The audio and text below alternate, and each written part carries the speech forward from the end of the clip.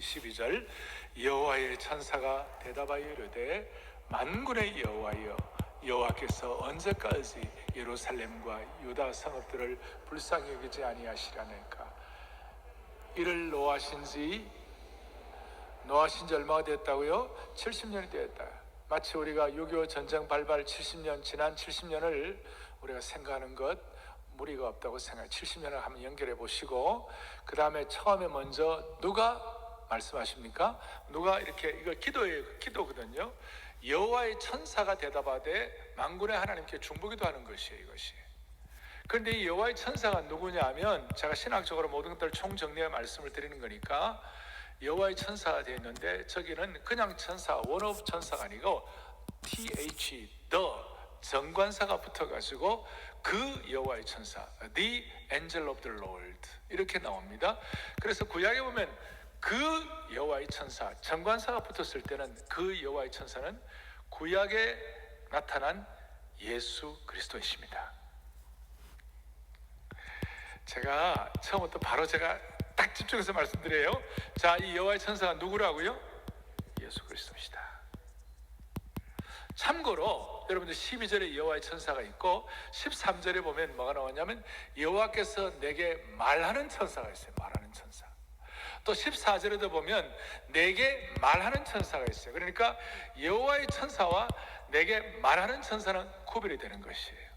이 말하는 천사는 소위 해석 천사다 이렇게 말할 수 있고, 물어볼 때 이렇게 대답해주는 해석 천사라고 말할 수 있고, 여호와의 천사는 누구냐 하면 바로 구약에 나타난 예수 그리스도, 구약에 현현한 예수 그리스도라고 말할 수 있어요. 그것은 출애굽기 3장에 보면 모세가 떨기나무 가운데 있을 때에 하나님의 천사가, 여호와의 사자가 현현했어요. 현현해가지고 그래 그 모세에게 말씀하실 때 그 모세는 40여 년 동안 외로움과 소외에 당하 있는, 소망의 포로가 아니라 외로움과 소외의 포로에 있었던 그 모세에게 예수 그리스도가 현현하셔가지고 떨기나무 가운데 말씀하셨어요. 마찬가지로 오늘 70년 동안 이 남북 전쟁 문제에 관해서, 우리 남북 간의 이 6.25 전쟁에 관해서 아직까지 우리가 답답한 이 상황 가운데 주님이 나타나셔서 말씀해 주시기를 바랍니다. 이게 말씀해 주시길 바랍니다. 이게 지금 어떻게 돼요? 그 여호와의 천사, 그 여호와의 천사 예수 그리스도를 말씀하시는 거예요. 이것은 구약에서는 오늘 이 스가랴에게 그 여호와의 천사 예수님이 말씀하시고, 신약에서는 예수님 직접 이 땅에 오셔가 성육신하신 예수 그리스도께서 요한복음 17장에 보면 뭐가 나옵니까? 우리에게 중보기도 하시잖아요. 요한복음 17장은 예수님의 대제사장적인 기도이신데, 우리로 하여금 저희들을 진리로 거룩하게 하여 주십시오. 저희들로 하여금 하나가 되게 하여 주십시오. 저희들로 하여금 하나님의 영광을 위해 살아가게 하여 주십시오. 예수님의 중보기도예요. 마찬가지로 지난 70년 동안 주님이 우리를 대신하여 중보기도 해주신 줄로 믿으셔야 되시는 거죠. 정말 중요합니다. 70년 동안 고통당하고 포로 생활한 유대민족을 향한 주님의 간절한 중보기도가 있듯이, 오늘 우리 민족의 이 상황 가운데 우리를 위하여 중보기도 하신 주님의 심정을 깨달아야 되는, 무슨 말이냐면, 여러분 질문 안 하겠어요? 한국 분단 70년 동안, 이 6.25 전쟁 이후에 분단 70년 동안 가장 가슴 아파하신 분이 누구시겠어요? 누가 가장 가슴 아파하시겠어요? 우리 선조들도 가슴 아픈 일들 많았고 고통당한 일이 많았어요. 그런데 제가 볼 때 지난 70년 동안 사실은 영적으로 보면 가장 가슴 아파하신 분이 예수 그리스도이세요. 주님이 가장 가슴 아파하세요. 그리고 주님이 이 70년, 이 고통난 70년이 됐다고 말씀하시고, 주님은 이 가운데서도 우리에게 돌아오면 회복된다고 말씀하십니다. 이걸 위하여 어떻게 하면 70년의 이 과정들 가운데 돌아오면 회복되는지, 주님의 가슴앓이가 무엇인지 우리가 오늘 환상을 통하여 차근차근 보도록 하겠습니다. 7절에 보니까 이렇게 나와 있습니다. 스밧월 24일에 선지자 스가랴에게 여호와의 말씀이 임하였는데, 어떻게 임하였냐면 8절에 내가 밤에 보니, 환상 중에 밤에 보니 한 사람이 붉은 말을 타고 골짜기 속 화석류 나무 사이에 섰다. 그리고 그 뒤에는 붉은 말과 자줏빛 말과 백마가 있었다. 정확히 말하면 백마들이 있었다. 복수가 되어 있습니다. 되어 있는데 여기에 밤에 보는 이것이 환상 중에 보았어요. 구약에는 환상이 86번 정도 많이 나옵니다. 신약에는 환상이 15번 정도 나옵니다. 베드로가 고넬료에 대한 환상을 보았잖아요. 그리고 바울의 환상이 있는 것처럼. 그런데 이 구약에는 직접 환상을 보여주시지만 신약에는 계시의 말씀이 있기 때문에 오늘 이 시대는 하나님의 말씀을 통하여 계시의 말씀으로 계시의 말씀을 우리가 영감과 성령의 영감과 조명을 통하여 이 말씀을 깨달을 때 우리가 구약에서 환상 본 것 같은 그런 실제적인 어떤 실제적인 것이 우리에게 주어지기 시작하는 것이에요. 자, 환상이란 것은 보통 밤에 꿈꾸는 것과 좀 다릅니다. 환상은 어떤 의식 있는 가운데 깨닫는 것이고 꿈은 그냥 무의식 가운데 꾸는 것이에요. 그리고 이 환상은 우리의 지각을 뛰어넘는 현실에 대한 통찰력이라고 말할 수 있어요. 우리의 감각도 뛰어넘고 우리의 예측도 뛰어넘고 우리의 지각을 초월하여 하나님이 보여주시는 특별한 것이에요. 그런데 이제 제가 질문 하나 하고 싶은 것이 누가 환상을 보는 것입니까? 여러분 가만히 있는데 환상이 보이겠어요? 스가랴처럼 정말 사모하고 민족과 시대에 대한 아픔을 가지고 통탄하고 정말 진액을 쏟으면서 기도의 생명줄을 붙잡고 말씀 앞에 납작 엎드리니까 스가랴가 환상을 보는 것이에요. 제가 조금 전에 말씀드렸죠. 오늘 이 시대는 구약처럼 그런 직접적인 환상은 없다 하더라도 말씀을 성령님을 통한 조명과 그 다음에 영감을 가지고 이 말씀을 깨달을 때 동일하게 우리가 환상을 보는 것 같은 그런 실체를 확인할 수 있다는 것이에요. 할렐루야. 자, 8절에 한 사람이 붉은 말을 탔어요. 그리고 골짜기 속에 화석류 나무 사이에 섰어요. 그래 붉은 말을 탄 분, 골짜기, 화석류 나무 서 있는 것. 이 네 가지가 우선 집약된 환상에 대한 집약된 내용이에요. 그러면 한 사람이 붉은 말을 타고 골짜기 속 화석류 나무의 사이에 섰다고 그랬는데 이분이 누구예요? 11절 그들이 화석류 나무에 선 여호와의 천사에게 말하되. 그러니까 붉은 말을 타고 서신 분은 누구냐? 여호와의 천사이세요. 그리고 아까 여호와의 천사가 누구라고 그러셨죠? The angel of the Lord. 그 전에 개혁판에서는 여호와의 사자라고 나와요. 여호와의 사자라면 좀 더 저 이해를 잘했을 텐데 이렇게 여호와의 천사로 이렇게 나왔는데 하여튼 이 여호와의 천사는 바로 구약에 나타난 예수 그리스도의 현현이다. 그러니까 예수 그리스도께서 붉은 말을 타시고 골짜기 가운데서 화석류 나무에 서 계신다. 요거 전체적인 전체 그림이에요. 첫 번째, 붉은 말을 타고 서 계시는 예수 그리스도. 여기 말이라는 것은 주로 구약 성경에 보면 전쟁을 상징합니다. 바로 10장, 스가랴 바로 뒤에 10장 3절에 보면 그들을 전쟁의 준마와 같게 하리니. 그래서 말은 뭘 상징한다고요? 전쟁. 붉은 것은 주로 심판과 복수를 상징하는 것입니다. 그래서 예수님께서 전쟁 가운데서 심판과 복수를 하신다, 그 뜻이에요. 그 다음 두 번째, 골짜기 가운데 서셨다는. 골짜기는 뭘 상징하는가 하면 치욕과 고통과 초라함과 어려움의 상징이에요. 인생의 골짜기, 그런 말을 많이 하는데 그 이스라엘 백성들이 갖는 상황 자체가 골짜기의 상황이에요. 다시 한번 얘기합니다. 골짜기가 수치와 고통과 치욕과 초라함의 상징이에요. 그런 상징, 고난과 이런 상징이에요. 그 다음에 이제 골짜기 가운데서 화석류 나무라고 나오는데, 이 화석류라는 나무 이름이 본래 이 히브리어로 하다사라고 그래요. 뭐라고 한다고요? 하다사. 하다사라는 거 혹시 들어본 적 있어요? 오늘 예배 참석하는 분들 성경실내 한번 보십시다.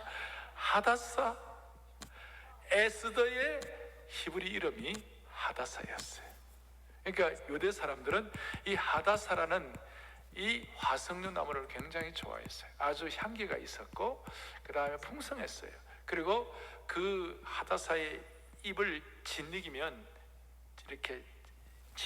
거기에 향기로운, 그래서 여기서 향수를 만들기도 하고 그랬어요. 그러니까 이 하다사 화석류 나무는 지금으로 보면 천리향 같은 거, 그 다음에 석류나무 비슷한 것이에요. 이것은 어떤 풍요로움을 상징하고, 이것은 예수 그리스도 그리고 여호와의 회복과 우주적 통치를 상징한다. 이렇게도 무리가 없어요. 이걸 제가 뒷받침한 여러 가지를 다 말씀드릴 수 있는데 시간 제한상 다 그렇게 할 수 없으니까 제가 집중해서 말씀드리는 거예요. 그러니까 예수 그리스도께서 붉은 말을 타시고 골짜기 가운데 있는 수많은 사람들이 다시 한번 화석류 나무의 풍요로움과 회복을 갖도록 서 계시는 것이, 그 가운데 서 계시는 것이, 서 있다는 말이 오늘 8절에도 나오고 10절에도 나오고, 서 있다는 말이 화석류 나무에 선자가 대답하여 이르시되, 그다음 11절에도 화석류 나무에 선 여호와의 천사. 서 있다는 말이 또 굉장히 중요한 거예요. 서 있다는 표현이. 왜냐하면 하나님의 역사는 하나님께서 서 계신 그 자리에서부터 출발이 되는 것이, 시작이 되는 것이, 여호와께서 서 계신 그 자리에 승리가 시작되고, 서 계신 그곳에서 구원이 시작되고, 서 계신 그곳에서 하나님의 나라가 시작이 되는 것입니다. 하나님이 서 계신다는, 예수 그리스도께서 붉은 말을 타고 서 계신다는 그것을 주목해 보아야만 하는 것입니다.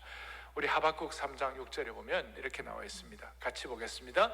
그가 서신즉 땅이 진동하며 그가 보신즉 여러 나라가 전율한다. 땅이 진동한다는 게 뭡니까? 땅이 진동하는 것은 하나님의 역사가 시작된다는 의미입니다. 하나님이 서 계시기만 하면 그 어떤 제국도 나라도 하나님의 통치 아래 엎어지고 무너질 수밖에 없는 것이는 거예요. 그리고 하나님이 서 계시면 역사 속에 승리가 시작되게 되는 것이에요. 하나님이 서 계시면 4차 산업혁명 시대의 정보 전쟁 상황 가운데서도 극복하도록 만들어 주실 것입니다. 6.25 전쟁은 대포와 총의 전쟁이었습니다. 오늘 21세기의 4차 산업혁명 시대의 전쟁은 정보의 대포와 정보의 총의 전쟁이 되는 것입니다. 비록 골짜기 속처럼 고난과 초라함과 치욕 있는 곳이라 하더라도 회복과 갱신을 의미하는 화석류 나무에 그곳에 하나님이 서 계시면 하나님의 영역 주권과 새로운 역사와 하나님의 나라와 하나님께서 주시는 이김이 어김없이 일어날 줄로 확신합니다. 자, 사랑하는 교우들이요, 제가 이 내용을 지금 압축했습니다. 결국 오늘 예배드리는 이 장소, 사랑의 교회, 안아주심의 본당, 아니 여러분들이 삶을 살아가는 삶의 영역, 또 한국교회가 붉은 말을 타고 오신 여호와께서 서 계시는 그 장소가 되도록 하십시다. 그럴 때 주님께서 승리를 주실 것입니다. 나중에 여기에 대한 것은 어떻게 표현되는가? 요한계시록 19장 11절에 보면 예수 그리스도께서 요한계시록 마지막에는 흰말을 타고 오셔서, 흰말은 승리의 상징이에요. 그래서 로마의 제국의 모든 사람들, 장군들이 승리하고 개선했을 때 로마의 그 광장에 장군들이 개선할 때 다 백마를 타고, 승리한 장군은 흰말을 타고 오는 거예요. 하늘이 열린 것을 보라, 백마와 그것을 탄 자가 있으니 그 이름은 충신과 진실이라. 오늘 우리에게 이런 승리를 서 계신 주님을 통하여 허락되는 것을 믿고 집중할 수 있도록 은혜 주시기를 바랍니다. 코로나 바이러스가 우리에게 있습니다. 그리고 지금 6.25 전쟁 70주년을 맞이합니다. 사회가 분열이 되어 있습니다. 마음이 분열이 되어, 무슨 내용이든지 일치를 제대로 하는 법이 없고 꼭 거의 반반 마음이 나누어져 있습니다. 저는 기도합니다. 하나님 아버지, 이 모든 상황 가운데, 이 코로나 바이러스 상황 가운데, 또 지난주에 교회들이 이렇게 소그룹 모임에서 확진됐다와 이 상황 가운데 오늘 많은 분들이 마음에 짐을 안고 오늘 이 예배 오신 분들이 있다면, 주여 이 상황 가운데 붉은 말을 타고 오신 예수 그리스도, 그분이 그 골짜기, 이 상황 자체가 골짜기예요. 이 골짜기 가운데서도 화석류 나무 하닷사의 풍요로움과 회복과 은총을 하나님이 서 계시는 자리가 되게 하셔서 감당할 수 있게 하여 주시옵소서. 오늘 이것을 아멘 했을 때에, 이 아멘 했을 때에 내 마음 가운데, 이 상황 가운데 하나님 붉은 말을 타고 오신 그 예수 그리스도께서 서 계시는 것을 소원할 때에, 아멘 할 때에 바로 4년 뒤에 성전이 지어지고 화석류 나무는 덮어지고, 예루살렘은 어떻게 되느냐, 저 뒤에 17절에 예루살렘과 여호와의 성읍들은 여호와의 예루살렘을 다시 회복되고 풍성하게 되리라. 시온과 예루살렘이라는 말이 반복해서 많이 나오는데, 예루살렘과 시온은 같이 봐도 괜찮아요. 그리고 이것이 조금 더 우리가 영적 해석을 하면, 예루살렘과 시온은, 구약의 시온은 오늘 신약시대의 하나님의 교회를 말하는 것이에요. 이 시온이 어떻게 회복될지, 하나님께서 붉은 말을 타고 오신 예수 그리스도께서 골짜기 가운데 서 계시면서 화석류 나무 가운데 서 계시는 것을 우리가 소원하고, 주님이여 그 붉은 말을 타고 오신 그 화석류 나무 가운데 계신 예수님이여 지금 오시옵소서, 우리 가운데 서 계시옵소서라고 주님의 오심을 초청하는 곳마다 하나님의 성전이 재건되기 시작하게 하시고, 예루살렘 성읍과 시온이라는 그곳이 회복되기 시작하는 것을 믿습니다. 어거스틴은 이걸 깨닫고 난 다음에, 그렇습니다, 하나님의 통치가 있는 곳에 시티 오브 갓, 하나님의 성읍, 하나님의 도시가 재건될 줄로 믿습니다. 그 유명한 신곡을 썼고, 아브라함 카이퍼는 이런 내용을 가지고 은혜를 받아 하나님이 내 인생의 모든 영역들에서 붉은 말을 타고 오신 예수 그리스도, 그 예수 그리스도가 통치하시고 서 계시는 은혜가 있게 하여 주십시오. 그랬을 때 아브라함 카이퍼의 그 놀라운 영역 주권이 펼쳐지게 된 것이에요. 이것이 바로 지금 빅데이터와 디지털 정보 회사들이 세상의 모든 정보와 모든 상태를 손에 넣고 조정하는, 소위 어떻게 보면 골짜기 같은 상황이에요. 세계 정보의 모든 것들을 이제 구름 위에 띄워놨어요. 소위 클라우드라는 말을 하면서 구름 위에 다 띄워놓았어요. 우리가 현대사를 살아가야 되니까 디지털 클라우드를 우리가 쓰고는 있지만, 우리의 마음의 소원은, 주여 이 디지털 클라우드 가운데서도 붉은 말을 타고 화석류 나무에 서 계신, 앞으로 신적 구름을 타고 오실 그 예수 그리스도를 통하여 디지털 클라우드가 디바인 클라우드가 되게 하여 주십시오. 하나님의 신적 개입이 있는 디바인 클라우드가 되게 하여 주옵소서. 그래서 디지털 클라우드가 아니라 디바인 클라우드를 우리가 기대하기 위하여 오늘 마음의 소원을 가지고, 마치 환상을 본 스가랴처럼 붉은 말을 타고 오신, 전쟁의 승리와 복수를 하게 하시는 그 하나님의 인생의 모든 골짜기와 수치와 오염과 초라함과 모든 가운데 있는 그 하나님의 백성들을 화석류 나무의 풍요로움과 향기를 다시 회복하게 하여 주셔서, 그걸 위하여 주님이 이 디지털 클라우드 가운데서 주님이 서 계셔 주시옵소서. 한 걸음 더 나아가지고 10절에 보니까 화석류 나무의 선자가 대답하여 이르되 이는 여호와께서 땅에 두루 다니라고 보내신 자들이니라. 하나님의 정찰병들을 막 보냈어요. 땅에 하나님의 정찰병들, 당시에 페르시아 제국을 통치하기 위하여 키마대 정찰들, 그 강력한 말들을 통하여 모든 걸 장악을 하는 거예요. 지금도 정찰기가 있잖아요. 무인 정찰기, 글로벌 호크가 그런 역할을 하는 거 아니에요? 그래서 이 정찰대들이 돌아와서 보고를 하는데 뭐라고 보고하느냐면, 11절에 화석류 나무에 선 여호와의 천사에게 말하되 우리가 땅에 두루 다녀 보니 온 땅이 평안하고 조용하다. 정찰대가 예수 그리스도께, 중보기단 예수 그리스도께 이렇게 얘기한 거예요. 온 땅이 평안하고 조용하다. 이건 이런 뜻이에요. 바벨론이나 페르시아, 소위 이방 나라가 너무 잘 나가고 있다 이 뜻이에요. 그러니까 12절에 아까 우리가 말한 예수님의 하나님을 향한 중보기도가 나오는데, 어떻게 하나님의 백성들은 고난과 어려움이 있고 70년이나 됐는데 저렇게 이방 나라는 저렇게 잘 되고 있는 게 이게 너무 안타까운 일입니다. 이제 그렇게 하면서 이제 마지막 부분이 이제 정리가 되기 시작하는 것이에요. 그럴 때 뭐라고 말씀하시는가? 16절과 17절, 16절 이렇게 나와요. 자, 하나님의 정찰대가 이방 사람들은 다 잘 된다 그랬을 때 그건 잘 되고 하나님의 백성들은 고난 가운데 있다. 마치 북한의 지금 지하교회 성도들이 똑같은 심정 아니겠어요? 하나님의 사람들은 이렇게 고생을 하는데 잘 나가는 사람들은 너무 평안하고 조용하다. 그랬을 때 하나님께서 아니야, 이제 다시 회복시켜주면 16절 보세요. 16절과 17절은 회복에 대한 내용인데, 그러므로 여호와가 이처럼 말하노라. 내가 불쌍히 여김으로 예루살렘에 돌아왔은즉 내 집이 그 가운데 건축되리니 예루살렘 위에 먹줄이 쳐지리라. 만군의 여호와의 말이니라. 16절과 17절에서 네 가지 회복이 나와요. 첫 번째는 무슨 회복이 나오느냐? 하나님이 내가 예루살렘에 돌아왔다.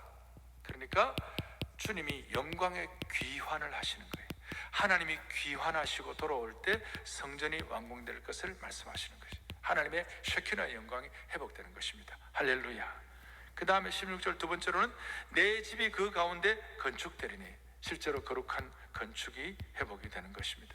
오늘 이 예언이 있고 난 다음에 4년 뒤에 성전이 완공이 되었습니다. 세 번째로는 16절에 예루살렘 위에 먹줄이 쳐지리라. 먹줄이 쳐지리라. 단순히 예루살렘 성전만 회복되는 것이 아니라 예루살렘 성읍 자체가 풍성히 회복될 것이다. 왜냐하면 뭔가 성읍이 이렇게 다시 재건되고 회복되려면 먹줄을 친다는 말은 측량하고 조사해가지고 다시 회복시킨다 그 뜻이에요. 제대로 건축한다 그 뜻이에요. 그리고 17절에 보니까 어떻게 회복되는가? 풍성한 위로로 나의 성읍들이 넘치도록 다시 풍부할 것이라. 하나님의 성읍들이 넘치도록 풍부하게 될 것이라. 여러분, 여기서 어떤 걸 우리가 알 수 있냐면, 하나님의 성읍이 회복된다 했을 때 제일 먼저는 예루살렘 성전이 먼저 재건되어야 되는 것이에요. 그리고 예루살렘 성전이 재건되는 것과 함께 예루살렘 성읍 자체가 또 회복되어야 하는 것이에요.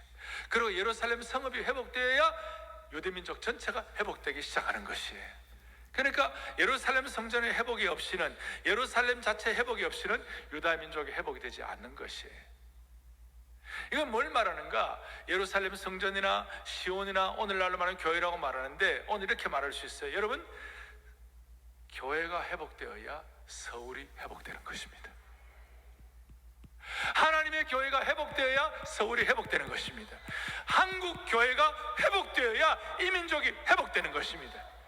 누가 뭐라든 지난 100년의 역사를 살펴보십시오. 한국 교회가 제대로 역할하고 제대로 감당했을 때 이 민족이 세계 역사 앞에서 놀라운 역할을 감당할 수가 있었던 것입니다.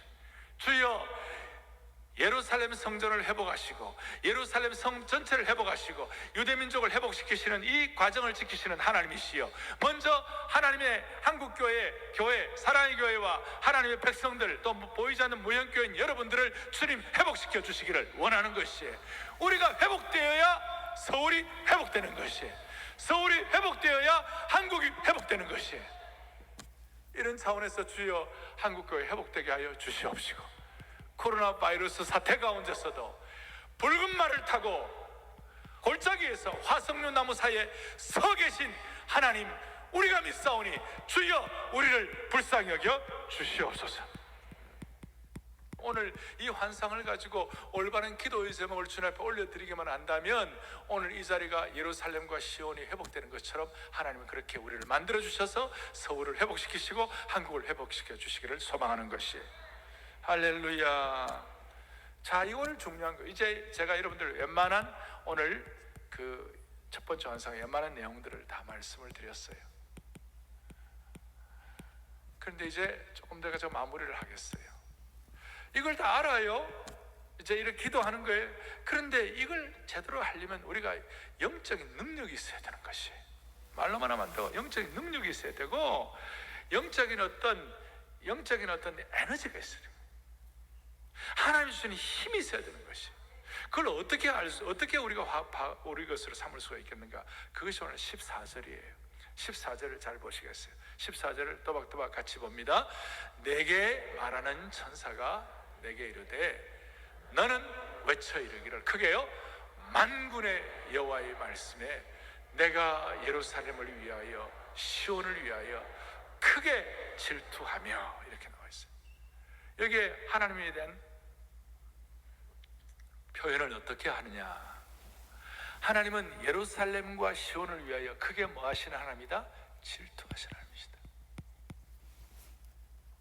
해석 천사가 말씀하실 때 뭐라고 말씀하시냐?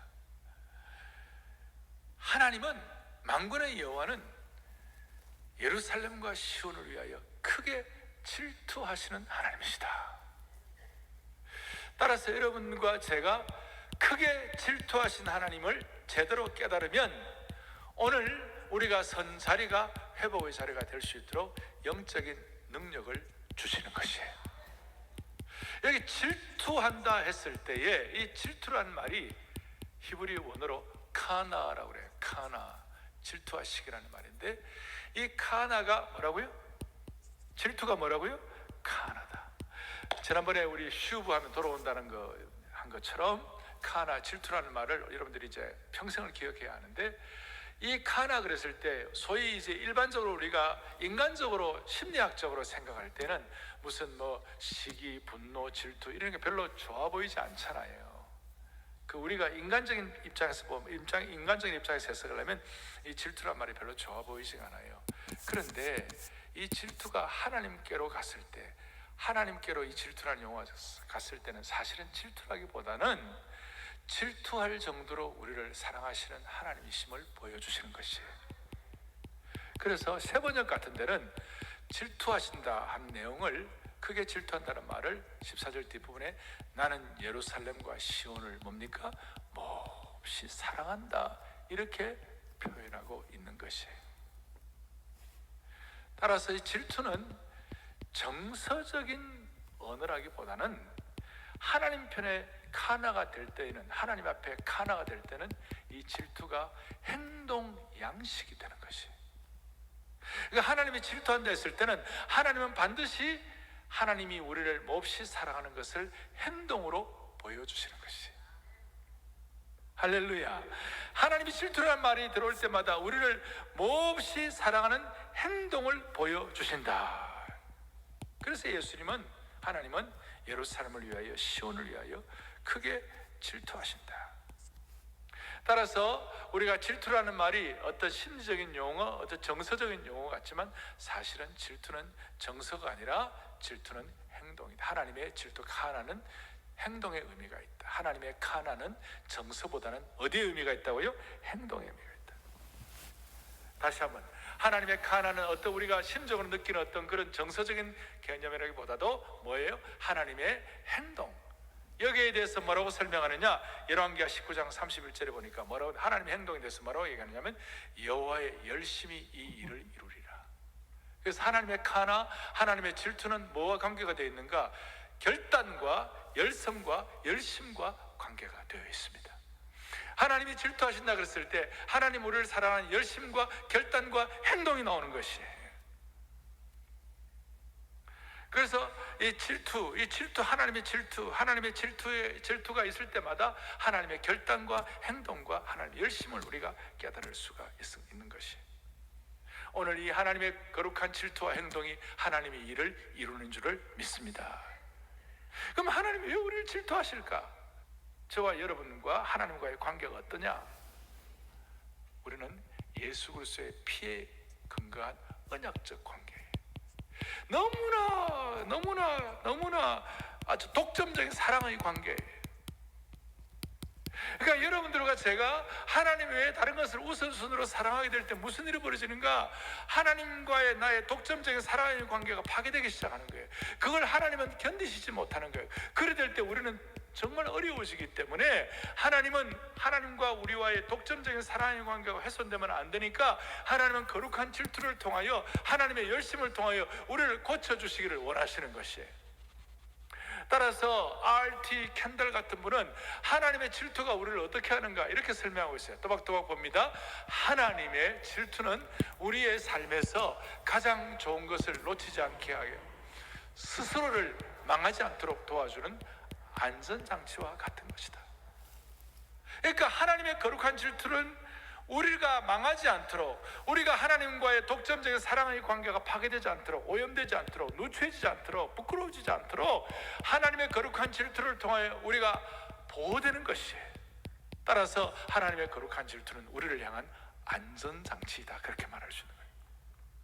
14절에 이 내용을 크게 외치라는 거예요. 적당히 말하는 것이 아니라 크게 외치라. 나는 예루살렘과 시온을 향하여 거룩한 질투를 하는 하나님이심을 믿고 외치라. 이렇게 될 때 하나님의 행동 양식이 뭐냐?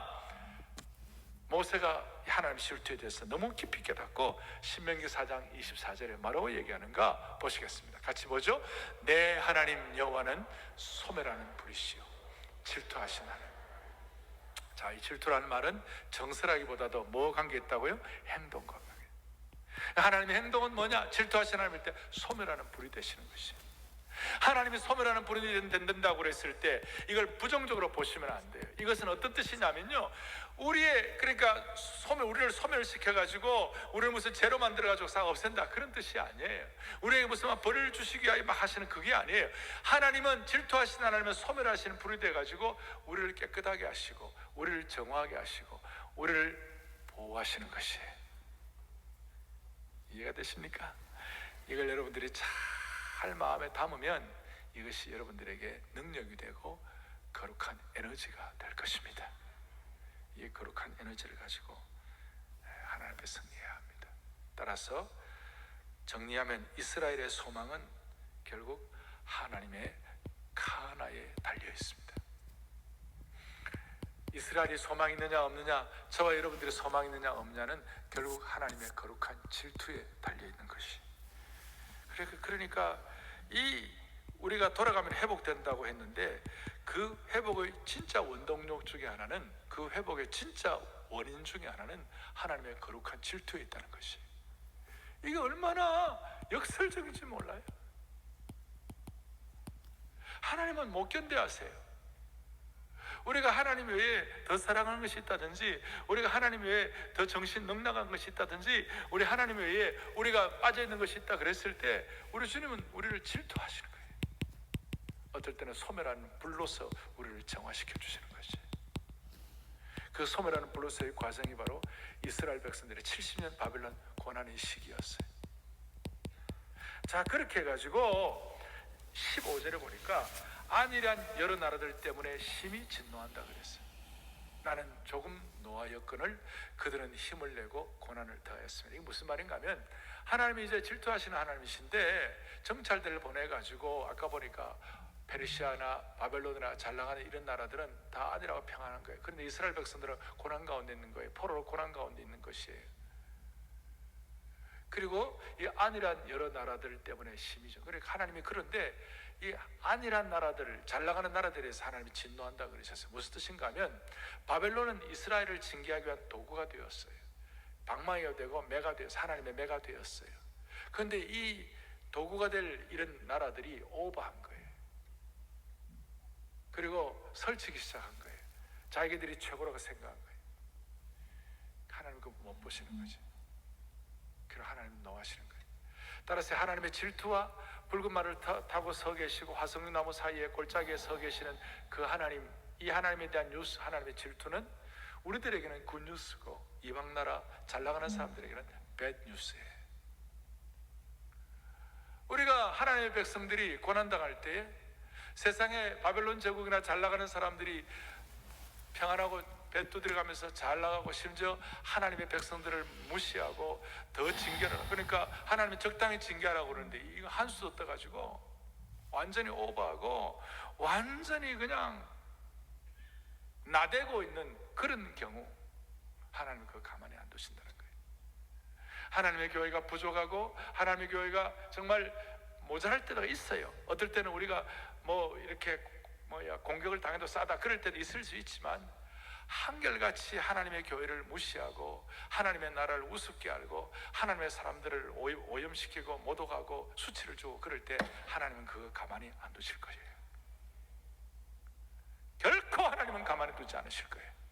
오늘 15절의 내용이 바로 그거예요. 이것이 첫 번째 환상의 핵심입니다. 붉은 말을 타고 오신 예수 그리스도, 골짜기 속에서 화석류 나무 사이에 서 계신 예수 그리스도, 질투하시는 하나님. 오늘 이걸 깨닫고 우리가 그 하나님을 우리가 찬양하고 그 하나님이 내 삶의 영역의 주인 되시도록 사모하십시다. 17절에 보면 한 번 더 이것을 강조합니다. 뭐라고 하느냐? 크게 우리 보겠습니다. 그가 다시 외쳐 이르기를 만군의 여호와의 말씀에 나의 성읍들이 넘치도록 다시 풍부할 것이라. 여호와가 다시 시온을 위로하며 다시 예루살렘을 택하리라 하려 하며. 아멘. 짧은 한 절에 다시라는 말이 4번이나 4번. 나는 안 된다 그러지 말고 다시 시작하는 능력을 주시기를 바랍니다. 붉은 말을 타시고 골짜기 가운데 화석류 나무 사이에 서 계신 그 주님을 다시 찬양하십시다. 그분을 초청하십시다. 예루살렘과 시온을 온전히 회복시키는 그 하나님 앞에, 질투하시는 하나님 앞에 우리의 마음을 열고 주님을 모셔드릴 때 주님은 우리를 통하여 일하시리라고 믿습니다. 여기서 시티 오브 갓 어거스틴의 신국이 되었다고 말씀을 드렸고, 여기서 아브라함 카이퍼는 1880년에 지금 화란에서 가장 영향력 있는 대학 프리 유니버시티 자유대학이라는데 그 개교 기념 메시지가 있었어요. 그것이 뭐냐? 모든 상황에서 그리스도가 왕이 되게 하라. 모든 영역에서 그리스도가 왕이 되게 하라. Let Christ be King. 여러분 모든 영역에서, 여러분들의 삶의 모든 영역에서 붉은 말을 타고 오시고 골짜기 가운데 화석류 나무에 서 계신 그분이 저와 여러분의 왕이 되도록 하십시다. 질투하시는 하나님, 질투하실 정도로 우리를 사랑하시는 여호와의 불로 소멸하시는 그 하나님의 은혜를 사모하여 그 하나님이 우리의 삶의 왕이 되도록 하십시다. 주님이 우리의 삶의 영역에서 왕이 되시면 무슨 일이 일어납니까? 우리의 삶의 생활의 모든 삶의 영역에서 주님이 왕 되시는 그 순간 최고의 수준을 경험하는 것이, 인생의 최고의 거룩한 절정을 경험하는 것이, 주님이 Let Christ be King이 되는 순간, 주님이 모든 영역에서 왕이 되는 그 순간 여러분들의 삶의 최고의 품격과 수준과 목표를 이룰 수가 있는 것입니다. 부부 사이에 아내가 왕이고 남편이 왕이 아니에요. 중간에 예수 그리스도가 왕이 되게 하시면 그 부부 사이에 최고의 절정을 경험하게 되는 것입니다. 할렐루야. 가정뿐이겠습니까? 교회도 마찬가지고 이 시대도 마찬가지. 70주년을 맞이하는 이 시간, 우리가 앞으로 3년 동안 Let Christ be King 될 수 있도록 그렇게 해서 우리의 삶의 모든 영역에서 붉은 말을 타고 오신 예수 그리스도가 저와 여러분의 삶의 영역에 최고의 절정을 이룰 수 있도록 우리가 이 주님을 모시고 초청하고 함께 가도록 하십시다. 할렐루야. 가슴을 손을 얹겠습니다. 살아계신 하나님 아버지, 붉은 말을 타시고 골짜기에서 화석류 나무에 서신 그 하나님을 우리가 볼 수 있도록 은혜 주신 것 감사합니다. 어떤 삶의 아픔의 골짜기도 극복할 수 있도록 도와주시옵시고, 새 예루살렘 새 시온의 성읍의 풍성함을, 하나님의 성음을 경험하게 하여 주옵소서. 다시 한번 우리 삶의 모든 영역마다 그리스도가 왕이 되게 하여 주셔서 우리의 가정과 교회가 최고의 수준과 품격과 승리를 맛보게 하옵소서. 오늘 이 시간이 우리의 삶의 새로운 변곡점 되도록 도와주시기를 원하옵고 우리 주 예수 그리스도를 받들어 간절히 기도 올리옵나이다. 아멘.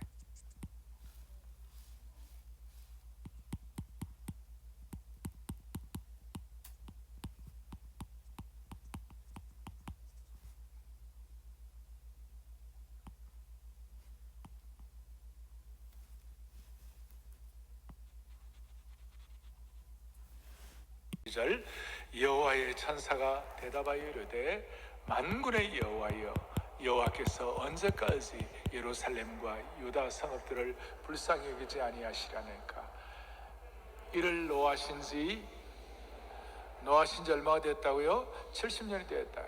마치 우리가 6.25 전쟁 발발 70년, 지난 70년을 우리가 생각하는 것 무리가 없다고 생각해요. 70년을 한번 연결해 보시고, 그 다음에 처음에 먼저 누가 말씀하십니까? 누가 이렇게, 이거 기도예요. 기도거든요.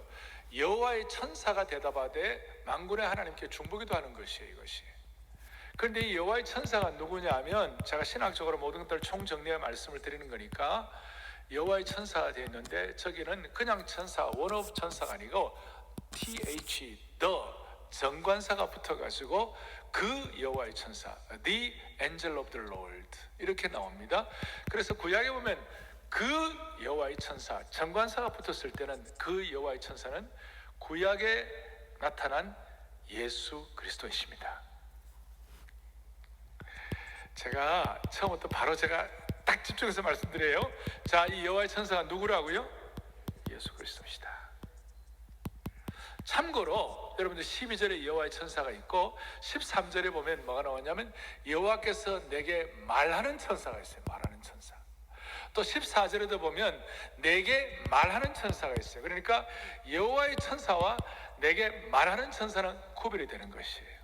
이 말하는 천사는 소위 해석 천사다 이렇게 말할 수 있고, 물어볼 때 이렇게 대답해주는 해석 천사라고 말할 수 있고, 여호와의 천사는 누구냐 하면 바로 구약에 나타난 예수 그리스도, 구약에 현현한 예수 그리스도라고 말할 수 있어요. 그것은 출애굽기 3장에 보면 모세가 떨기나무 가운데 있을 때에 하나님의 천사가, 여호와의 사자가 현현했어요. 현현해가지고 그래 그 모세에게 말씀하실 때 그 모세는 40여 년 동안 외로움과 소외에 당하 있는, 소망의 포로가 아니라 외로움과 소외의 포로 있었던 그 모세에게 예수 그리스도가 현현하셔가지고 떨기나무 가운데 말씀하셨어요. 마찬가지로 오늘 70년 동안 이 남북 전쟁 문제에 관해서, 우리 남북 간의 이 6.25 전쟁에 관해서 아직까지 우리가 답답한 이 상황 가운데 주님이 나타나셔서 말씀해 주시길 바랍니다.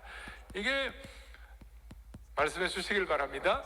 이게 지금 어떻게 돼요? 그 여호와의 천사, 그 여호와의 천사 예수 그리스도를 말씀하시는 거예요.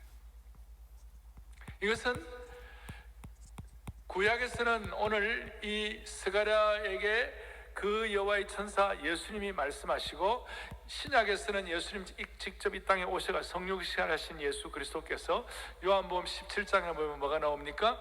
우리에게 중보기도 하시잖아요. 요한복음 17장은 예수님의 대제사장적인 기도이신데, 우리로 하여금 저희들을 진리로 거룩하게 하여 주십시오. 저희들로 하여금 하나가 되게 하여 주십시오. 저희들로 하여금 하나님의 영광을 위해 살아가게 하여 주십시오. 예수님의 중보기도예요.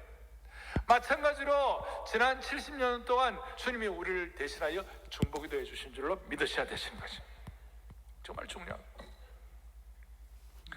70년 동안 고통당하고 포로 생활한 유대민족을 향한 주님의 간절한 중보기도가 있듯이, 오늘 우리 민족의 이 상황 가운데 우리를 위하여 중보기도 하신 주님의 심정을 깨달아야 되는, 무슨 말이냐면, 여러분 질문 하나 하겠어요? 한국 분단 70년 동안, 이 6.25 전쟁 이후에 분단 70년 동안 가장 가슴 아파하신 분이 누구시겠어요? 누가 가장 가슴 아파하시겠어요?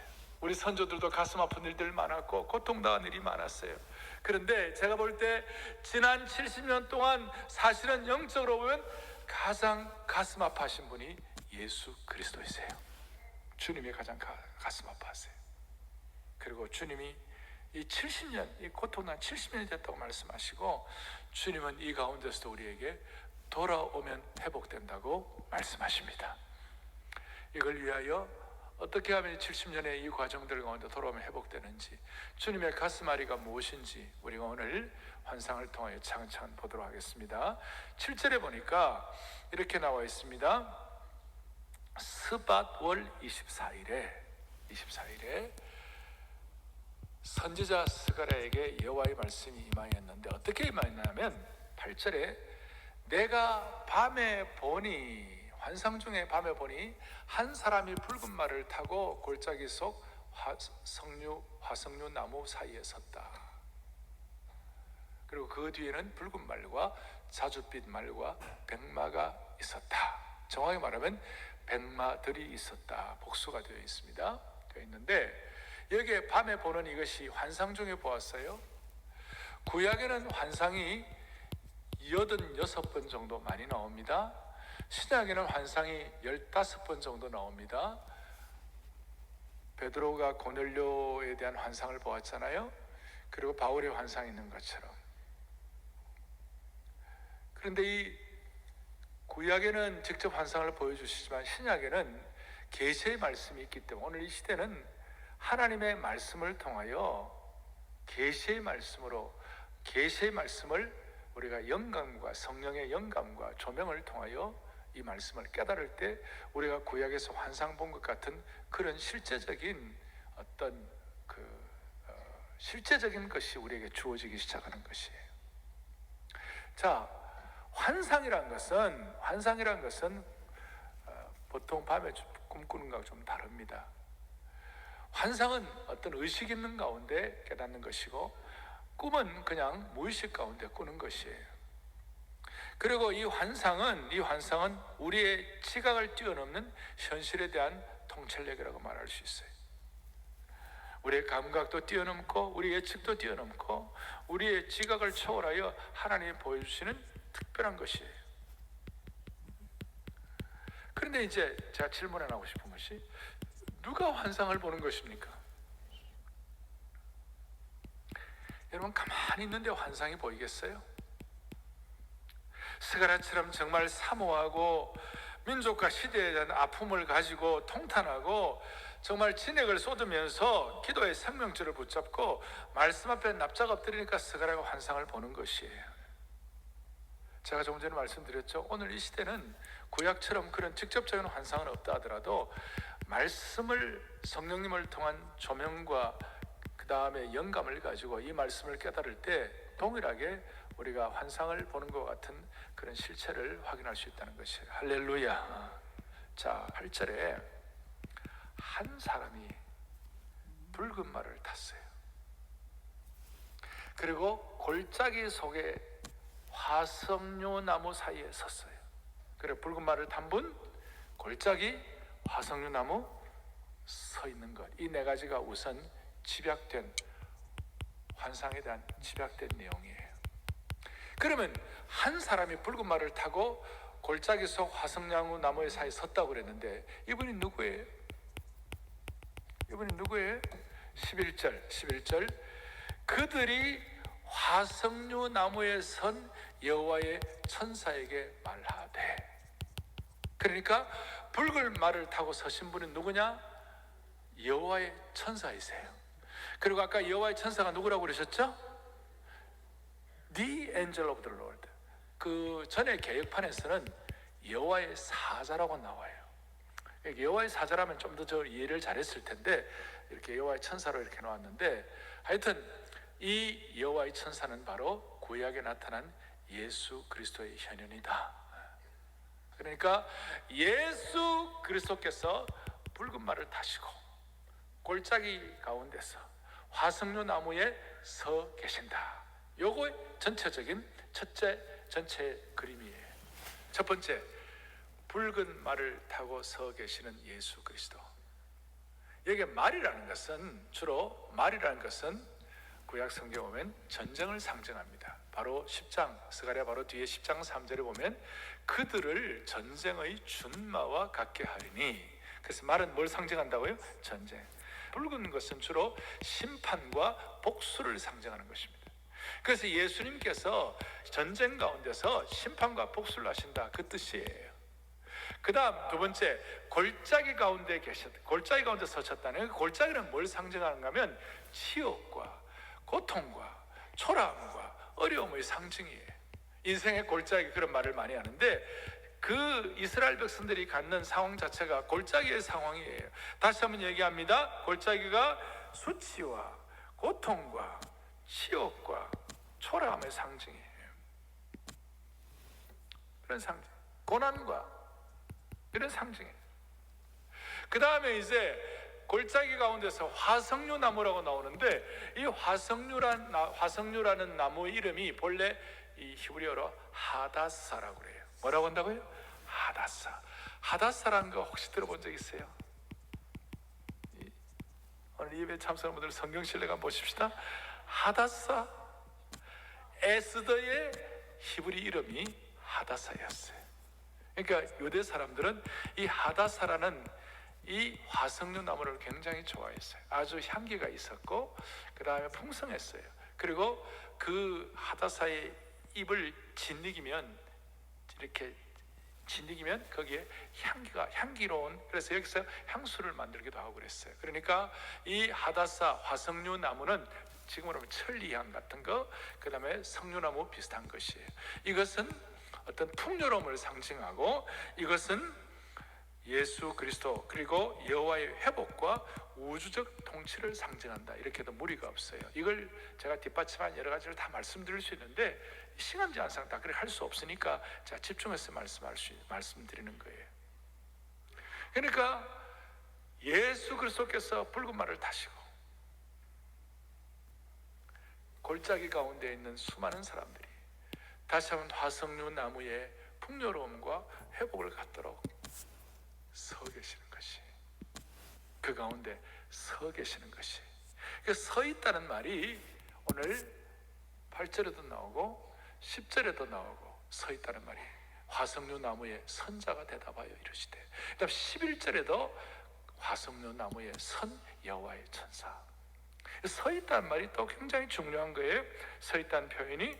왜냐하면 하나님의 역사는 하나님께서 서 계신 그 자리에서부터 출발이 되는 것이, 시작이 되는 것이, 여호와께서 서 계신 그 자리에 승리가 시작되고, 서 계신 그곳에서 구원이 시작되고, 서 계신 그곳에서 하나님의 나라가 시작이 되는 것입니다. 하나님이 서 계신다는, 예수 그리스도께서 붉은 말을 타고 서 계신다는 그것을 주목해 보아야만 하는 것입니다. 우리 하박국 3장 6절에 보면 이렇게 나와 있습니다. 같이 보겠습니다.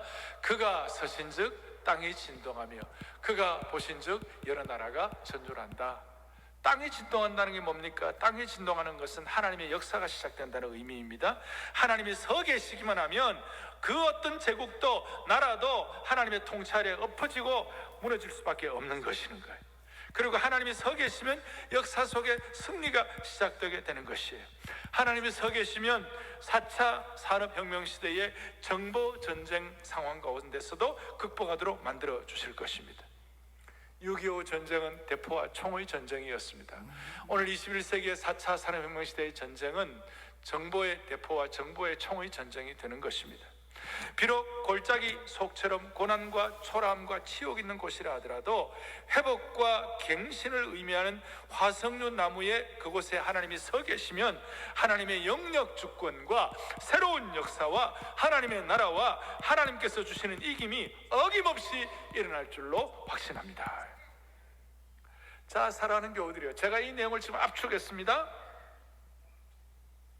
결국 오늘 예배드리는 이 장소, 사랑의 교회, 안아주시는 본당, 아니 여러분들이 삶을 살아가는 삶의 영역, 또 한국교회가 붉은 말을 타고 오신 여호와께서 서 계시는 그 장소가 되도록 하십시다.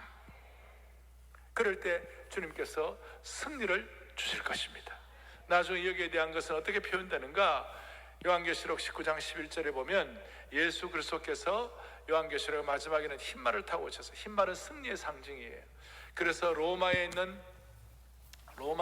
제국의 모든 사람들, 장군들이 승리하고 개선했을 때 로마의 그 광장에 장군들이 개선할 때 다 백마를 타고, 승리한 장군은 흰말을 타고 오는 거예요. 하늘이 열린 것을 보라, 백마와 그것을 탄 자가 있으니 그 이름은 충신과 진실이라. 오늘 우리에게 이런 승리를 서 계신 주님을 통하여 허락되는 것을 믿고 집중할 수 있도록 은혜 주시기를 바랍니다. 코로나 바이러스가 우리에게 있습니다. 그리고 지금 6.25 전쟁 70주년을 맞이합니다. 사회가 분열이 되어 있습니다. 마음이 분열이 되어, 무슨 내용이든지 일치를 제대로 하는 법이 없고 거의 반반 마음이 나누어져 있습니다.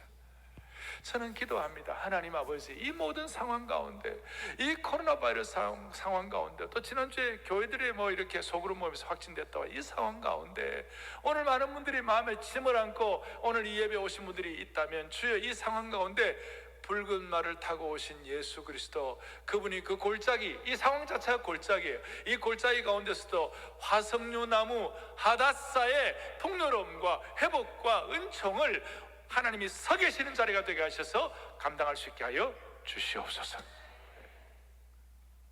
오늘 이것을 아멘 했을 때에, 이 아멘 했을 때에 내 마음 가운데, 이 상황 가운데 하나님 붉은 말을 타고 오신 그 예수 그리스도께서 서 계시는 것을 소원할 때에, 아멘 할 때에 바로 4년 뒤에 성전이 지어지고 화석류 나무는 덮어지고, 예루살렘은 어떻게 되느냐, 저 뒤에 17절에 예루살렘과 여호와의 성읍들은 여호와의 예루살렘을 다시 회복되고 풍성하게 되리라. 시온과 예루살렘이라는 말이 반복해서 많이 나오는데, 예루살렘과 시온은 같이 봐도 괜찮아요. 그리고 이것이 조금 더 우리가 영적에 해석하려면, 예루살렘과 시온은, 구약의 시온은 오늘 신약시대의 하나님의 교회를 말하는 것이에요. 이 시온이 어떻게 회복될지, 하나님께서 붉은 말을 타고 오신 예수 그리스도께서 골짜기 가운데 서 계시면서 화석류 나무 가운데 서 계시는 것을 우리가 소원하고, 주님이여 그 붉은 말을 타고 오신 그 화석류 나무 가운데 계신 예수님이여 지금 오시옵소서, 우리 가운데 서 계시옵소서라고 주님의 오심을 초청하는 곳마다 하나님의 성전이 재건되기 시작하게 하시고, 예루살렘 성읍과 시온이라는 그곳이 회복되기 시작하는 것을 믿습니다. 어거스틴은 이걸 깨닫고 난 다음에, 그렇습니다, 하나님의 통치가 있는 곳에 City of God, 하나님의 성읍, 하나님의 도시가 재건될 줄로 믿습니다. 그 유명한 신곡을 썼고, 아브라함 카이퍼는 이런 내용을 가지고 은혜를 받아 하나님이 내 인생의 모든 영역들에서 붉은 말을 타고 오신 예수 그리스도, 그 예수 그리스도가 통치하시고 서 계시는 은혜가 있게 하여 주십시오. 그랬을 때 아브라함 카이퍼의 그 놀라운 영역 주권이 펼쳐지게 된 것이에요. 이것이 바로 지금 빅데이터와 디지털 정보 회사들이 세상의 모든 정보와 모든 상태를 손에 넣고 조정하는, 소위 어떻게 보면 골짜기 같은 상황이에요. 세계 정보의 모든 것들을 이제 구름 위에 띄워놨어요. 소위 클라우드라는 말을 하면서 구름 위에 다 띄워놓았어요. 우리가 현대사를 살아가야 되니까 디지털 클라우드를 우리가 쓰고는 있지만, 우리의 마음의 소원은, 주여 이 디지털 클라우드 가운데서도 붉은 말을 타고 화석류 나무에 서 계신, 앞으로 신적 구름을 타고 오실 그 예수 그리스도를 통하여 디지털 클라우드가 디바인 클라우드가 되게 하여 주십시오. 하나님의 신적 개입이 있는 디바인 클라우드가 되게 하여 주옵소서. 그래서 디지털 클라우드가 아니라 디바인 클라우드를 우리가 기대하기 위하여 오늘 마음의 소원을 가지고, 마치 환상을 본 스가랴처럼 붉은 말을 타고 오신, 전쟁의 승리와 복수를 하게 하시는 그 하나님의 인생의 모든 골짜기와 수치와 오염과 초라함과 모든 가운데 있는 그 하나님의 백성들을 화석류 나무의 풍요로움과 향기를 다시 회복하게 하여 주셔서, 그걸 위하여 주님이 이 디지털 클라우드 가운데서 주님이 서 계셔 주시옵소서. 한 걸음 더 나아가지고 10절에 보니까 화석류 나무의 선자가 대답하여 이르되 이는 여호와께서 땅에 두루다니라고 보내신 자들이니라. 하나님의 정찰병들을 막 보냈어요. 땅에 하나님의 정찰병들, 당시에 페르시아 제국을 통치하기 위하여 기마대 정찰들, 그 강력한 말들을 통하여 모든 걸 장악을 하는 거예요. 지금도 정찰기가 있잖아요. 무인 정찰기 글로벌 호크가 그런 역할을 하는 거 아니에요? 그래서 이 정찰대들이 돌아와서 보고를 하는데 뭐라고 보고하느냐면 11절에 화석류 나무에 선 여호와의 천사에게 말하되 우리가 땅에 두루 다녀 보니 온 땅이 평안하고 조용하다. 정찰대가 예수 그리스도께, 중보기단 예수 그리스도께 이렇게 얘기한 거예요. 온 땅이 평안하고 조용하다. 이건 이런 뜻이에요. 바벨론이나 페르시아, 소위 이방 나라가 너무 잘 나가고 있다 이 뜻이에요. 그러니까 12절에 아까 우리가 말한 예수님의 하나님을 향한 중보기도가 나오는데, 어떻게 하나님의 백성들은 고난과 어려움이 있고 70년이 됐는데 저렇게 이방 나라는 저렇게 잘 되고 있는 게 이게 너무 안타까운 일입니다. 이제 그렇게 하면서 이제 마지막 부분이 이제 정리가 되기 시작하는 것이에요. 그럴 때 뭐라고 말씀하시는가? 16절과 17절, 16절 이렇게 나와요. 자, 하나님의 정찰대가 이방 사람들은 다 잘 된다 그랬을 때 그건 잘 되고 하나님의 백성들은 고난 가운데 있다. 마치 북한의 지금 지하교회 성도들이 똑같은 심정 아니겠어요? 하나님의 사람들은 이렇게 고생을 하는데 잘 나가는 사람들은 너무 평안하고 조용하다. 그랬을 때 하나님께서 아니야, 이제 다시 회복시켜주면 16절 보세요. 16절과 17절은 회복에 대한 내용인데, 그러므로 여호와가 이처럼 말하노라. 내가 불쌍히 여김으로 예루살렘에 돌아왔은즉 내 집이 그 가운데 건축되리니 예루살렘 위에 먹줄이 쳐지리라. 만군의 여호와의 말이니라. 16절과 17절에서 네 가지 회복이 나와요. 첫 번째는 무슨 회복이 나오느냐? 하나님이 내가 예루살렘에 돌아왔다. 그러니까 주님이 영광의 귀환을 하시는 거예요. 하나님이 귀환하시고 돌아올 때 성전이 완공될 것을 말씀하시는 것이죠. 하나님의 쉐키나의 영광이 회복되는 것입니다. 할렐루야. 그 다음에 16절 두 번째로는 내 집이 그 가운데 건축되리니, 실제로 거룩한 건축이 회복이 되는 것입니다. 오늘 이 예언이 있고 난 다음에 4년 뒤에 성전이 완공이 되었습니다. 세 번째로는 16절에 예루살렘 위에 먹줄이 쳐지리라. 먹줄이 쳐지리라. 단순히 예루살렘 성전만 회복되는 것이 아니라 예루살렘 성읍 자체가 풍성히 회복될 것이다. 왜냐하면 뭔가 성읍이 이렇게 다시 재건되고 회복되려면 먹줄을 친다는 말은 측량하고 조사해가지고 다시 회복시킨다 그 뜻이에요. 제대로 건축한다 그 뜻이에요. 그리고 17절에 보니까 어떻게 회복되는가? 풍성한 위로로 나의 성읍들이 넘치도록 다시 풍부할 것이라. 하나님의 성읍들이 넘치도록 풍부하게 될 것이라. 여러분, 여기서 어떤 걸 우리가 알 수 있냐면, 하나님의 성읍이 회복된다 했을 때 제일 먼저는 예루살렘 성전이 먼저 재건되어야 되는 것이에요. 그리고 예루살렘 성전이 재건되는 것과 함께 예루살렘 성읍 자체가 또 회복되어야 하는 것이에요. 그리고 예루살렘 성읍이 회복되어야 유대민족 전체가 회복되기 시작하는 것이에요. 그러니까 예루살렘 성전의 회복이 없이는, 예루살렘 자체의 회복이 없이는 유다민족의 회복이 되지 않는 것이에요. 이건 뭘 말하는가? 예루살렘 성전이나 시온이나 오늘날로 말하는 교회라고 말하는데, 오늘 이렇게 말할 수 있어요. 여러분, 교회가 회복되어야 서울이 회복되는 것입니다. 하나님의 교회가 회복되어야 서울이 회복되는 것입니다. 한국 교회가 회복되어야 이 민족이 회복되는 것입니다. 누가 뭐라든 지난 100년의 역사를 살펴보십시오. 한국 교회가 제대로 역할하고 제대로 감당했을 때 이 민족이 세계 역사 앞에서 놀라운 역할을 감당할 수가 있었던 것입니다.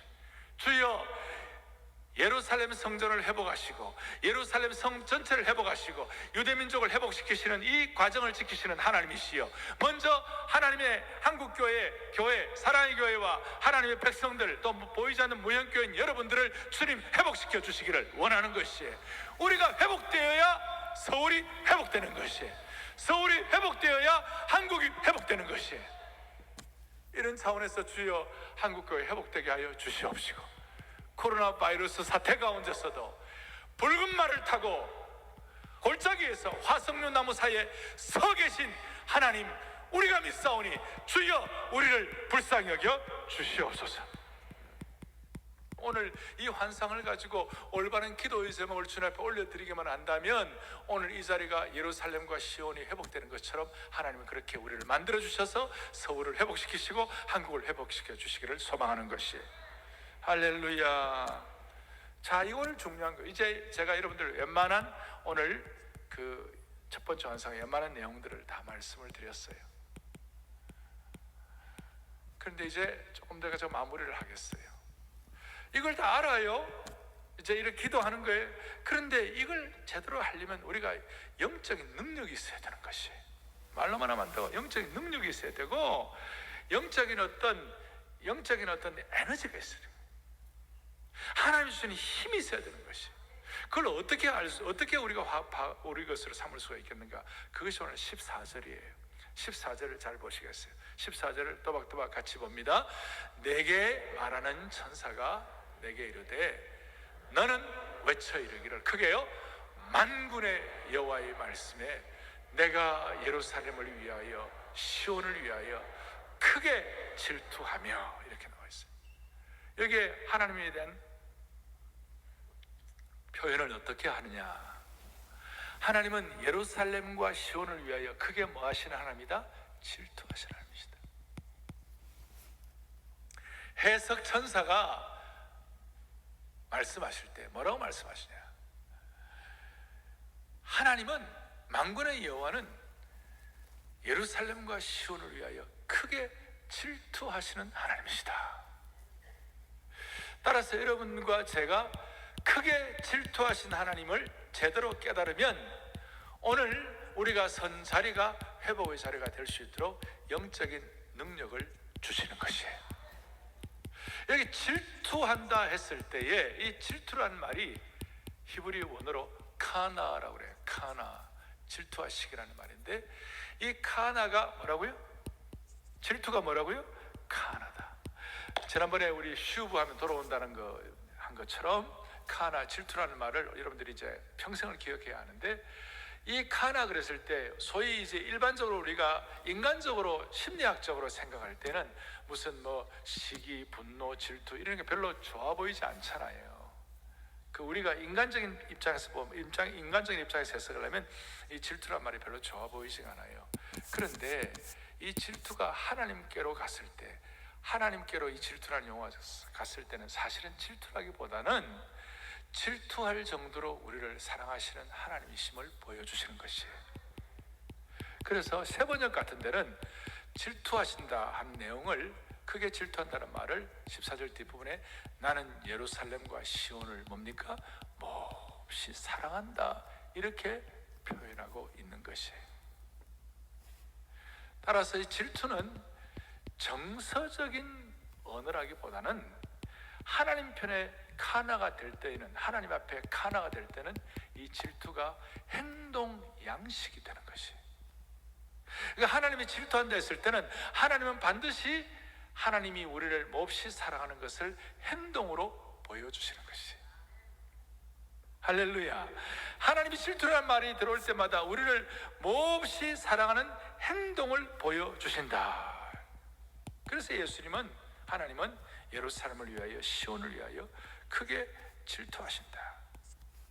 따라서 우리가 질투라는 말이 어떤 심리적인 용어, 어떤 정서적인 용어 같지만 사실은 질투는 정서가 아니라 질투는 행동이다. 하나님의 질투 카나는 행동의 의미가 있다. 하나님의 카나는 정서보다는 어디에 의미가 있다고요? 행동의 의미가 있다. 다시 한번 하나님의 카나는 어떤 우리가 심적으로 느끼는 어떤 그런 정서적인 개념이라기보다도 뭐예요? 하나님의 행동. 여기에 대해서 뭐라고 설명하느냐? 열왕기하 19장 31절에 보니까 뭐라고 하나님의 행동에 대해서 뭐라고 얘기하느냐면 여호와의 열심히 이 일을 이루리라. 그래서 하나님의 카나, 하나님의 질투는 뭐와 관계가 되어 있는가? 결단과 열성과 열심과 관계가 되어 있습니다. 하나님이 질투하신다 그랬을 때 하나님 우리를 사랑하는 열심과 결단과 행동이 나오는 것이에요. 그래서 이 질투, 하나님의 질투가 있을 때마다 하나님의 결단과 행동과 하나님의 열심을 우리가 깨달을 수가 있는 것이에요. 오늘 이 하나님의 거룩한 질투와 행동이 하나님의 일을 이루는 줄을 믿습니다. 그럼 하나님이 왜 우리를 질투하실까? 저와 여러분과 하나님과의 관계가 어떠냐? 우리는 예수 그리스도의 피에 근거한 언약적 관계예요. 너무나 아주 독점적인 사랑의 관계예요. 그러니까 여러분들과 제가 하나님 외에 다른 것을 우선순위로 사랑하게 될 때 무슨 일이 벌어지는가? 하나님과의 나의 독점적인 사랑의 관계가 파괴되기 시작하는 거예요. 그걸 하나님은 견디시지 못하는 거예요. 그래 될 때 우리는 정말 어려워지기 때문에 하나님과 우리와의 독점적인 사랑의 관계가 훼손되면 안 되니까 하나님은 거룩한 질투를 통하여 하나님의 열심을 통하여 우리를 고쳐주시기를 원하시는 것이에요. 따라서 R.T. 캔들 같은 분은 하나님의 질투가 우리를 어떻게 하는가 이렇게 설명하고 있어요. 또박또박 봅니다. 하나님의 질투는 우리의 삶에서 가장 좋은 것을 놓치지 않게 하게 스스로를 망하지 않도록 도와주는 안전장치와 같은 것이다. 그러니까 하나님의 거룩한 질투는 우리가 망하지 않도록, 우리가 하나님과의 독점적인 사랑의 관계가 파괴되지 않도록, 오염되지 않도록, 누추해지지 않도록, 부끄러워지지 않도록 하나님의 거룩한 질투를 통하여 우리가 보호되는 것이에요. 따라서 하나님의 거룩한 질투는 우리를 향한 안전장치이다, 그렇게 말할 수 있는 거예요. 14절에 이 내용을 크게 외치라는 거예요. 적당히 말하는 것이 아니라 크게 외치라. 나는 예루살렘과 시온을 향하여 거룩한 질투를 하는 하나님이심을 믿고 외치라. 이렇게 될 때 하나님의 행동 양식이 뭐냐? 모세가 하나님 질투에 대해서 너무 깊이 깨닫고 신명기 4장 24절에 뭐라고 얘기하는가 보시겠습니다. 같이 보죠. 내 하나님 여호와는 소멸하는 불이시요 질투하신 하나님. 자, 이 질투라는 말은 정서라기보다도 뭐 관계 있다고요? 행동과 관계. 하나님의 행동은 뭐냐? 질투하시는 하나님일 때 소멸하는 불이 되시는 것이에요. 하나님이 소멸하는 불이 된다고 그랬을 때 이걸 부정적으로 보시면 안 돼요. 이것은 어떤 뜻이냐면요, 우리를 소멸시켜가지고 우리를 무슨 죄로 만들어가지고 싹 없앤다, 그런 뜻이 아니에요. 우리에게 무슨 벌을 주시기 위하여 막 하시는 그게 아니에요. 하나님은 질투하시는 하나님은 소멸하시는 불이 돼가지고 우리를 깨끗하게 하시고 우리를 정화하게 하시고 우리를 보호하시는 것이에요. 이해가 되십니까? 이걸 여러분들이 잘 마음에 담으면 이것이 여러분들에게 능력이 되고 거룩한 에너지가 될 것입니다. 이 거룩한 에너지를 가지고 하나님 앞에 승리해야 합니다. 따라서 정리하면 이스라엘의 소망은 결국 하나님의 카나에 달려 있습니다. 이스라엘이 소망이 있느냐 없느냐, 저와 여러분들의 소망이 있느냐 없느냐는 결국 하나님의 거룩한 질투에 달려 있는 것이. 그러니까 우리가 돌아가면 회복된다고 했는데 그 회복의 진짜 원동력 중에 하나는, 그 회복의 진짜 원인 중에 하나는 하나님의 거룩한 질투에 있다는 것이. 이게 얼마나 역설적인지 몰라요. 하나님은 못 견뎌하세요. 우리가 하나님 외에 더 사랑하는 것이 있다든지, 우리가 하나님 외에 더 정신 넉넉한 것이 있다든지, 우리 하나님 외에 우리가 빠져있는 것이 있다 그랬을 때 우리 주님은 우리를 질투하시는 거예요. 어떨 때는 소멸하는 불로서 우리를 정화시켜 주시는 것이. 그 소멸하는 불로서의 과정이 바로 이스라엘 백성들의 70년 바벨론 고난의 시기였어요. 자, 그렇게 해가지고 15절에 보니까 안일한 여러 나라들 때문에 심히 진노한다 그랬어요. 나는 조금 노하였거늘 그들은 힘을 내고 고난을 더하였습니다. 이게 무슨 말인가 하면, 하나님이 이제 질투하시는 하나님이신데 정찰대를 보내가지고 아까 보니까 페르시아나 바벨론이나 잘 나가는 이런 나라들은 다 안일하고 평안한 거예요. 그런데 이스라엘 백성들은 고난 가운데 있는 거예요. 포로로 고난 가운데 있는 것이에요. 그리고 이 안일한 여러 나라들 때문에 심히죠. 그러니까 하나님이, 그런데 이 안일한 나라들, 잘 나가는 나라들에서 하나님이 진노한다 그러셨어요. 무슨 뜻인가 하면, 바벨론은 이스라엘을 징계하기 위한 도구가 되었어요. 방망이가 되고 매가 되어서 하나님의 매가 되었어요. 그런데 이 도구가 될 이런 나라들이 오버한 거예요. 그리고 설치기 시작한 거예요. 자기들이 최고라고 생각한 거예요. 하나님 그거 못 보시는 거지. 그리고 하나님 노하시는 거예요. 따라서 하나님의 질투와 붉은 말을 타고 서 계시고 화석나무 사이에 골짜기에 서 계시는 그 하나님, 이 하나님에 대한 뉴스, 하나님의 질투는 우리들에게는 굿뉴스고 이방 나라 잘 나가는 사람들에게는 배드뉴스예요. 우리가 하나님의 백성들이 고난당할 때 세상에 바벨론 제국이나 잘 나가는 사람들이 평안하고 배 두드려가면서 잘 나가고 심지어 하나님의 백성들을 무시하고 더 징계를, 그러니까 하나님이 적당히 징계하라고 그러는데 이거 한수 떠가지고 완전히 오버하고 완전히 그냥 나대고 있는 그런 경우 하나님은 그거 가만히 안 두신다는 거예요. 하나님의 교회가 부족하고 하나님의 교회가 정말 모자랄 때가 있어요. 어떨 때는 우리가 뭐 이렇게 공격을 당해도 싸다 그럴 때도 있을 수 있지만, 한결같이 하나님의 교회를 무시하고 하나님의 나라를 우습게 알고 하나님의 사람들을 오염시키고 모독하고 수치를 주고 그럴 때 하나님은 그거 가만히 안 두실 거예요. 결코 하나님은 가만히 두지 않으실 거예요. 오늘 15절의 내용이 바로 그거예요. 이것이 첫 번째 환상의 핵심입니다. 붉은 말을 타고 오신 예수 그리스도, 골짜기 속에서 화석류 나무 사이에 서 계신 예수 그리스도, 질투하시는 하나님. 오늘 이걸 깨닫고 우리가 그 하나님을 우리가 찬양하고 그 하나님이 내 삶의 영역의 주인 되시도록 사모하십시다. 17절에 보면 한 번 더 이것을 강조합니다. 뭐라고 하느냐? 크게 우리 보겠습니다. 그가 다시 외쳐 이르기를 만군의 여호와의 말씀에 나의 성읍들이 넘치도록 다시 풍부할 것이라. 여호와가 다시 시온을 위로하며 다시 예루살렘을 택하리라 하려 하느라. 아멘. 짧은 한 절에 다시라는 말이 4번이나 4번. 나는 안 된다 그러지 말고 다시 시작하는 능력을 주시기를 바랍니다. 붉은 말을 타시고 골짜기 가운데 화석류 나무 사이에 서 계신 그 주님을 다시 찬양하십시다. 그분을 초청하십시다. 아브라함 카이퍼는 1880년에 지금 화란에서 가장 영향력 있는 대학 프리 유니버시티 자유대학이라고 하는데 그 개교 기념 메시지가 있었어요. 그것이 뭐냐? 모든 상황에서 그리스도가 왕이 되게 하라. 모든 영역에서 그리스도가 왕이 되게 하라. Let Christ be King.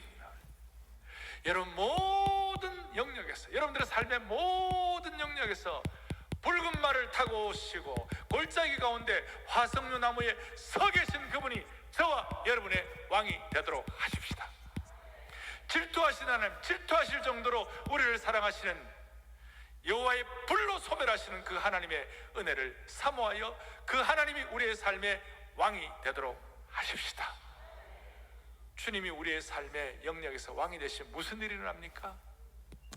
우리의 삶의 생활의 모든 삶의 영역에서 주님이 왕 되시는 그 순간 최고의 수준을 경험하는 것이, 인생의 최고의 거룩한 절정을 경험하는 것이, 주님이 Let Christ be King이 되는 순간, 주님이 모든 영역에서 왕이 되는 그 순간 여러분들의 삶의 최고의 품격과 수준과 목표를 이룰 수가 있는 것입니다.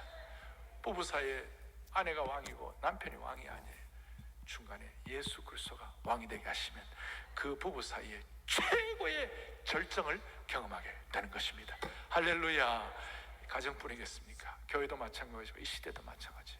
70주년을 맞이하는 이 시간, 우리가 앞으로 3년 동안 Let Christ be King 될 수 있도록 그렇게 해서 우리의 삶의 모든 영역에서 붉은 말을 타고 오신 예수 그리스도가 저와 여러분의 삶의 영역에 최고의 절정을 이룰 수 있도록 우리가 이 주님을 모시고 초청하고 함께 가도록 하십시다. 할렐루야. 가슴에 손을 얹겠습니다. 살아계신 하나님 아버지, 붉은 말을 타시고 골짜기에서 화석류 나무에 서신 그 하나님을 우리가 볼 수 있도록 은혜 주신 것 감사합니다.